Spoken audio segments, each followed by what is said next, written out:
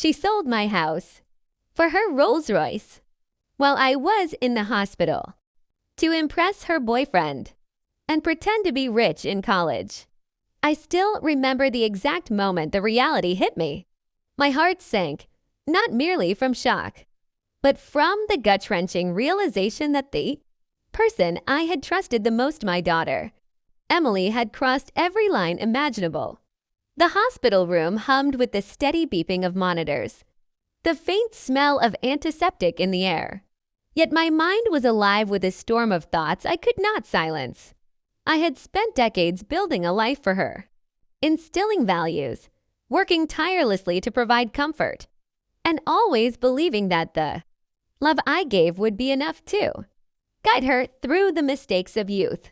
But now, that very trust had been twisted into an act of vanity and betrayal. Emily, my 21-year-old daughter, was stunning, of course. She had the kind of beauty that could turn heads, with an effortless charm and a smile that could convince anyone of her innocence. Yet beneath that charm lurked a selfishness I had only begun to comprehend. From a young age, she learned to manipulate appearances, to turn social situations to her advantage, and to bend the truth so subtly that it seemed almost natural.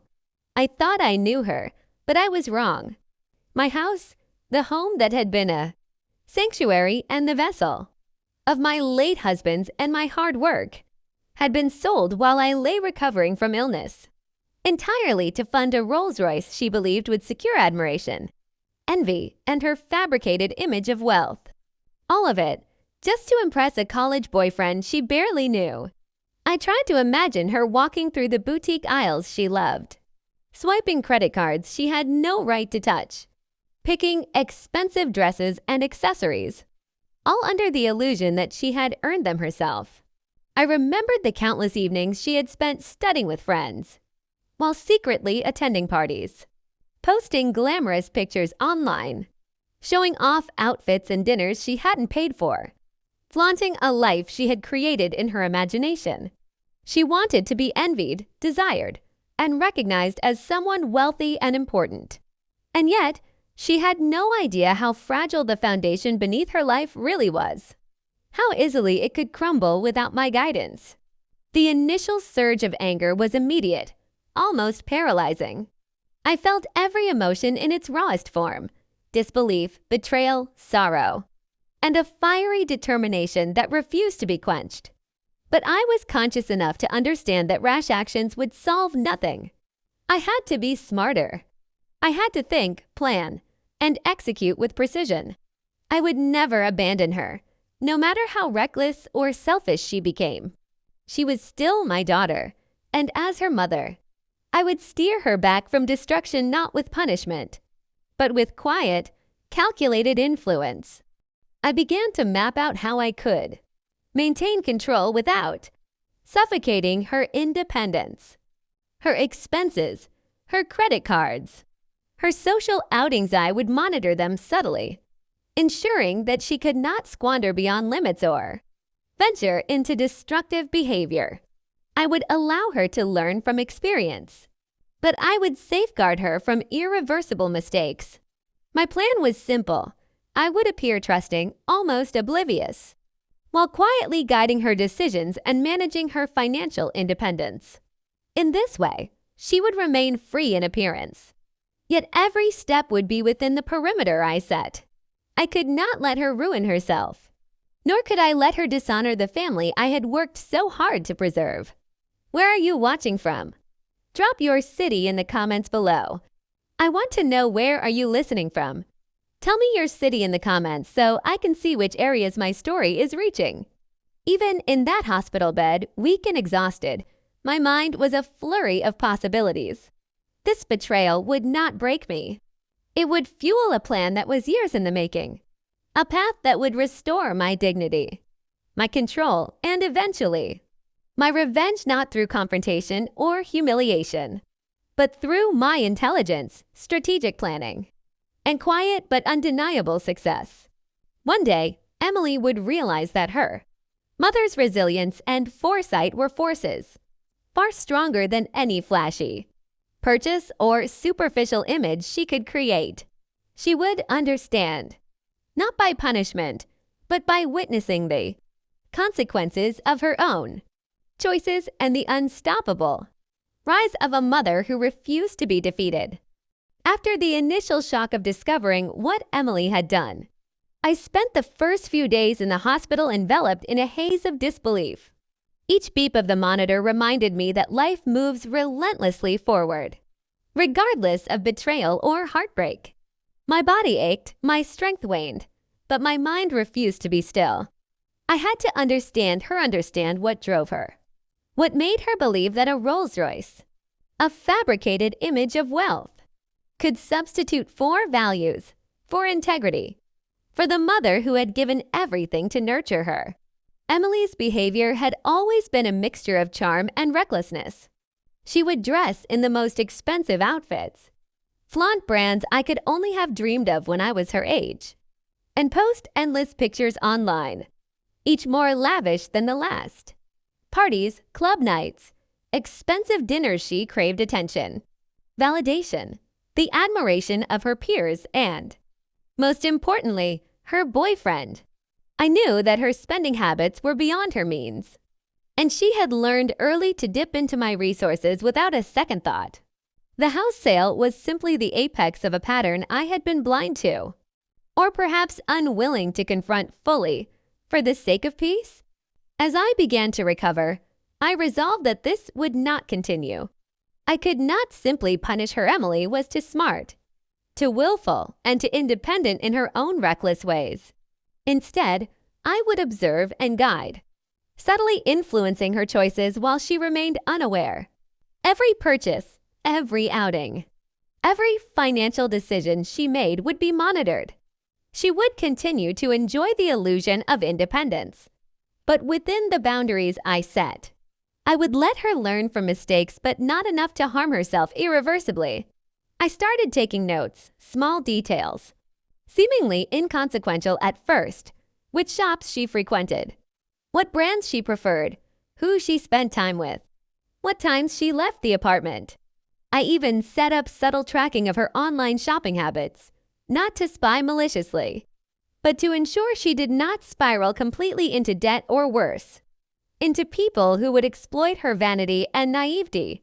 Every day, I would review these observations, formulate strategies to guide her without confrontation, and mentally rehearse interventions that would protect her future while maintaining her sense of freedom.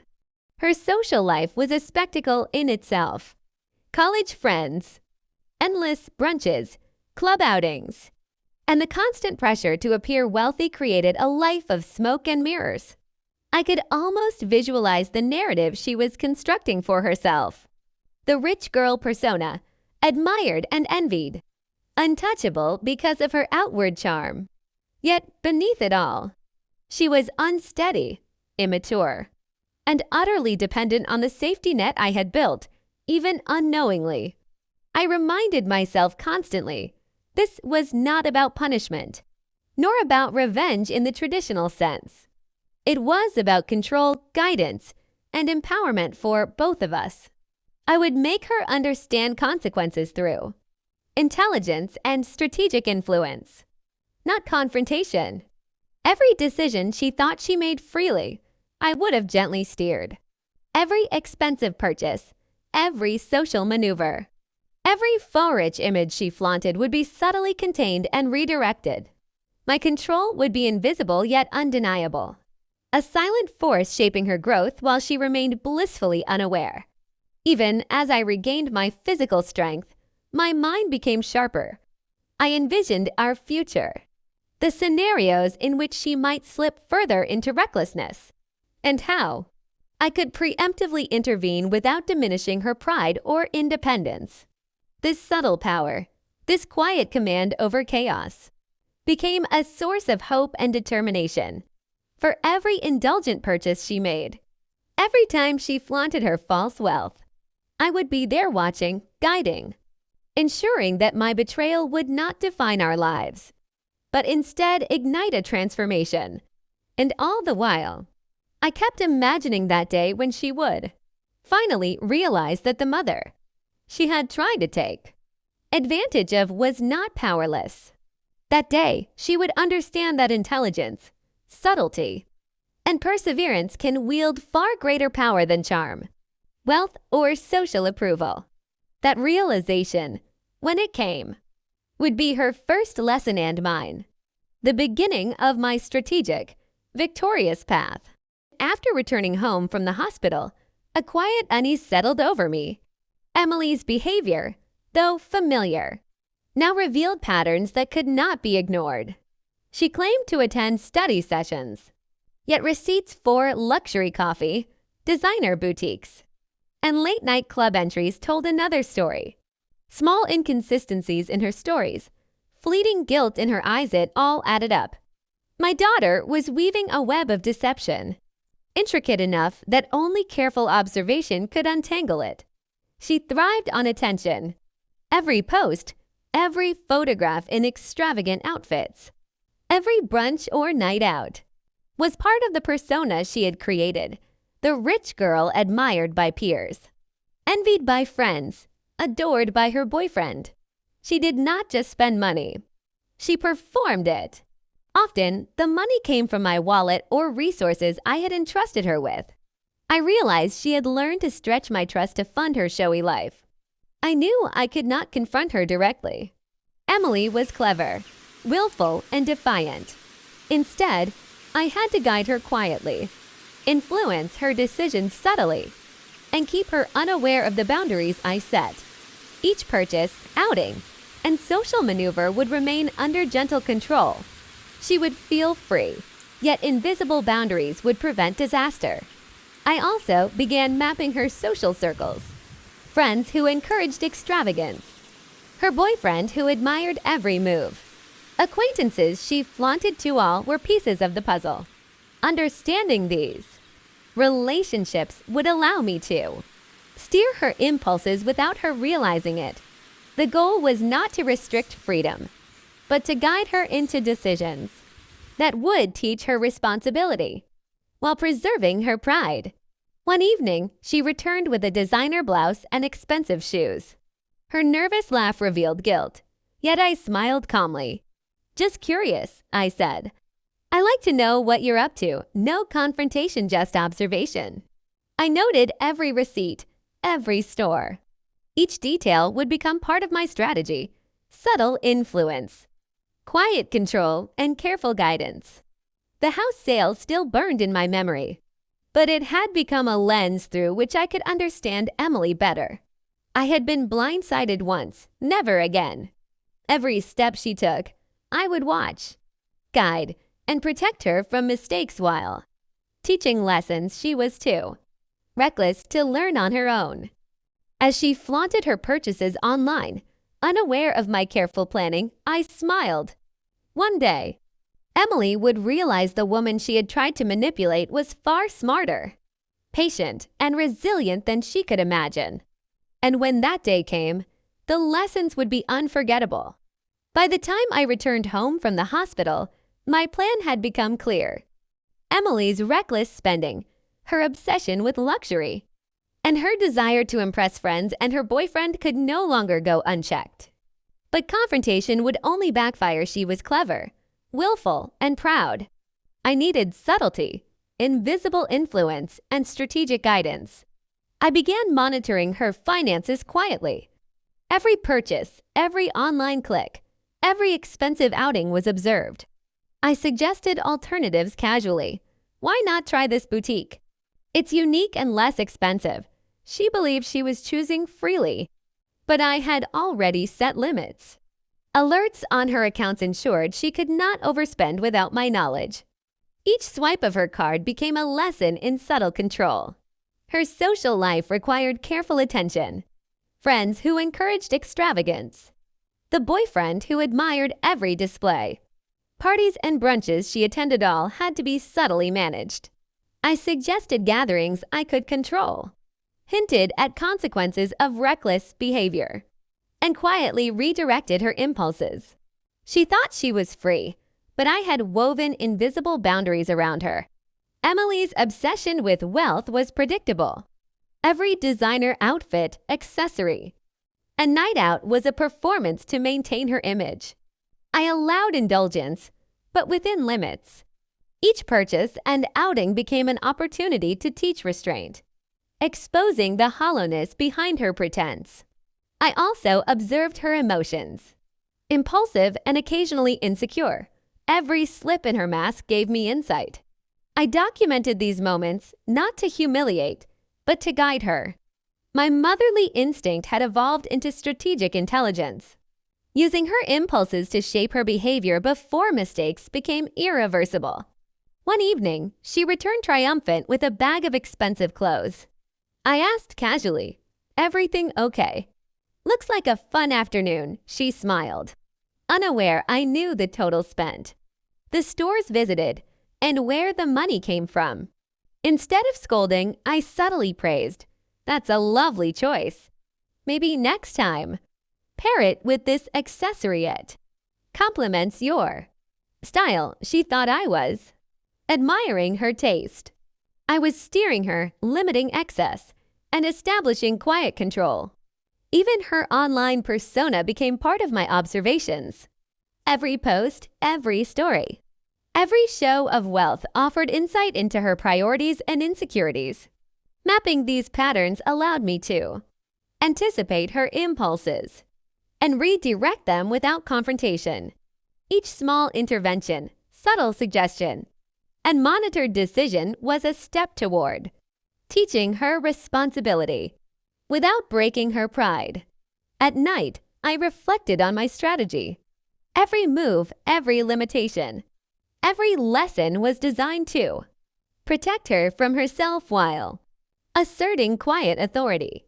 Emily would learn eventually that charm, money, and illusion could never replace foresight, wisdom, and integrity.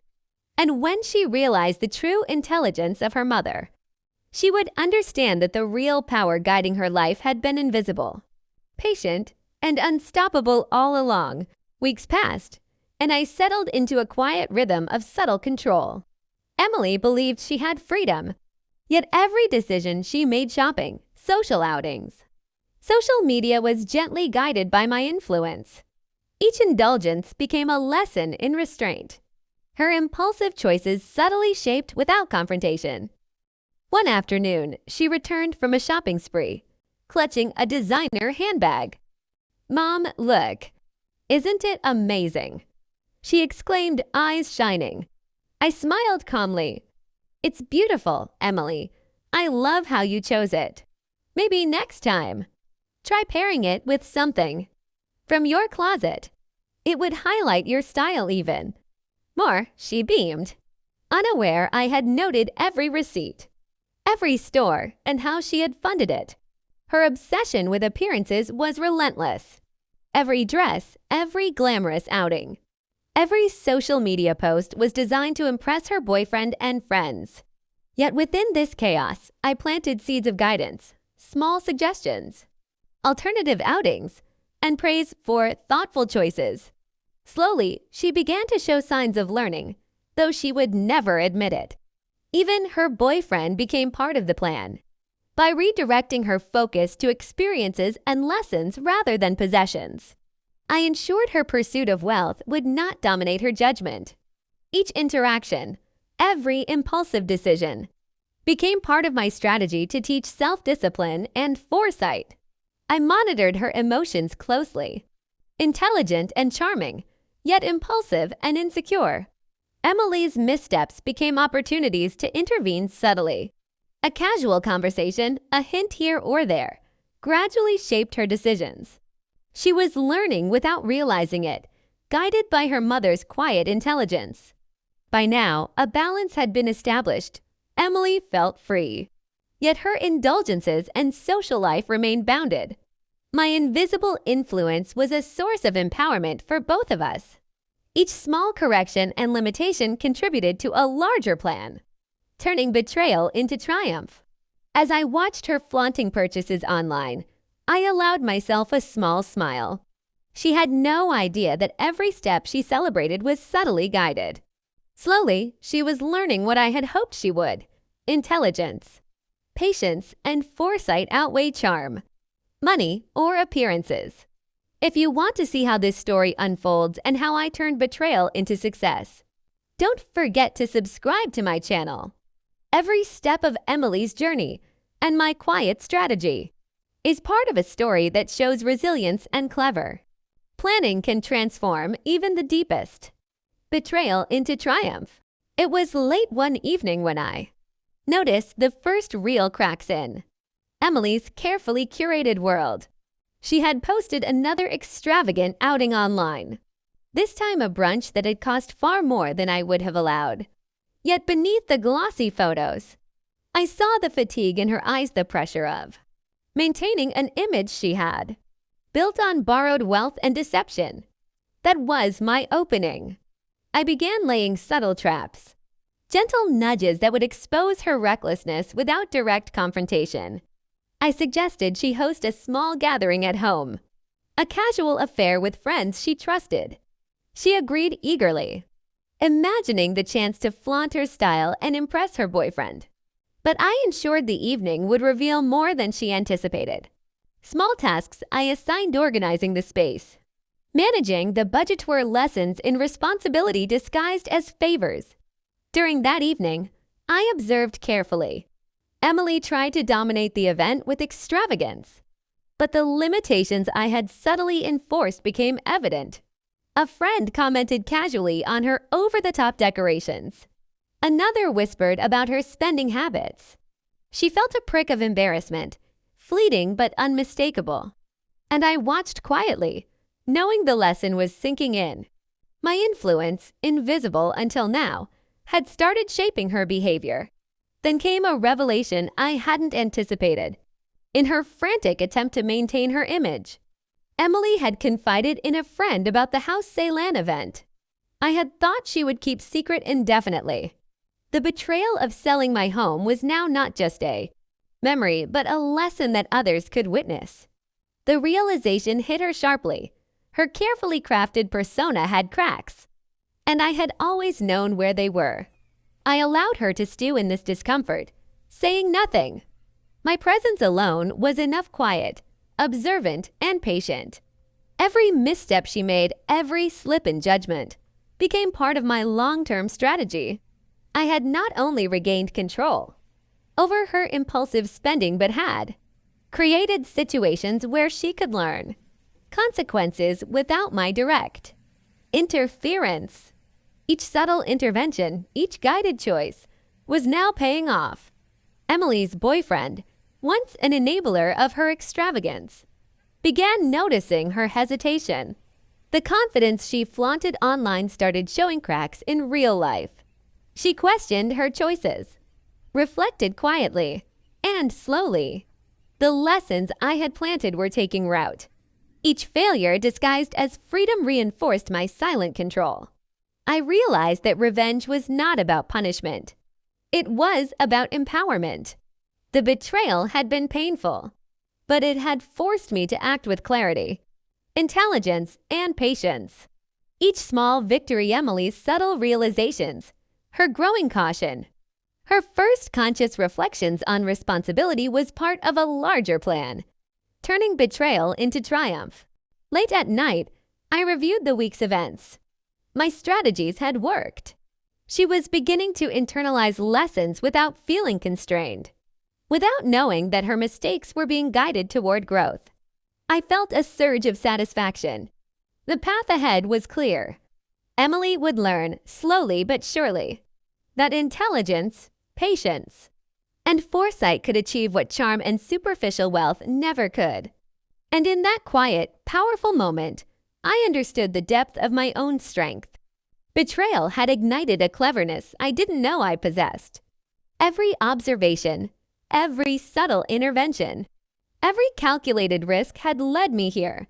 Soon, the final lessons would cement her transformation, and my triumph would be complete not through confrontation, but through the invisible, unstoppable power of strategy and intelligence. Months passed, and the transformation was subtle yet undeniable. Emily, once reckless and obsessed with appearances, began showing signs of understanding the lessons I had woven into her daily life. The carefully guided interventions, the quiet monitoring, and the gentle nudges toward responsibility had started reshaping her behavior. She still retained her charm and energy, but there was a new depth in her decisions and consideration she had never shown before. One evening, she returned from college, unusually quiet. Notice the designer bag she carried was modest compared to previous extravagances. "Mom," she said softly, almost hesitantly, I think I understand now. Some of the things I did weren't right." My heart tightened not with satisfaction, but with relief. My patience, my strategic interventions, and my silent control had borne fruit. Over dinner, she spoke about her choices, the pressures of maintaining an image, and how empty some of her pursuits had felt. She admitted in fragments the deception she had hidden behind social media posts, the reliance on my trust, and the guilt she carried for selling the house. I listened, saying little, letting her voice carry the weight of realization. This was the moment when lessons truly sank in, not from lectures, punishments, or arguments, but from her own understanding of consequences. I reflected on my own journey. Betrayal had hurt deeply, yet it had sparked a transformation in me. I had learned to observe without interference, to guide without confrontation, and to turn a painful experience into a powerful strategy for growth. Not just for myself, but for Emily. Each subtle intervention, each carefully placed suggestion, and every quiet boundary had built not just control, but empowerment. In the following weeks, I watched Emily apply what she had learned. Her spending became mindful, her social interactions balanced, and her online persona shifted from artificial display to genuine reflection of who she was. The boyfriend who had once admired only extravagance began noticing her thoughtfulness and growth. Friends who had envied her impulsiveness now respected her decisions. Slowly, the respect she craved came from real accomplishment rather than borrowed appearances. The house sale, once a bitter wound, became a turning point rather than a defeat. Through it, I had regained insight into my daughter, myself, and the power of patience, strategy, and intelligence. Betrayal had become the catalyst for our transformation. I had taken the pain and turned it into guidance, subtly steering Emily away from reckless mistakes and toward responsibility. One quiet evening, I watched her arrange her study notes, the faint glow of her desk lamp reflecting in her eyes. She looked up, smiling gently. "Thanks, Mom," she said, and realized she meant more than just gratitude. It was an acknowledgement of the lessons, the guidance, and the care I had woven into every interaction.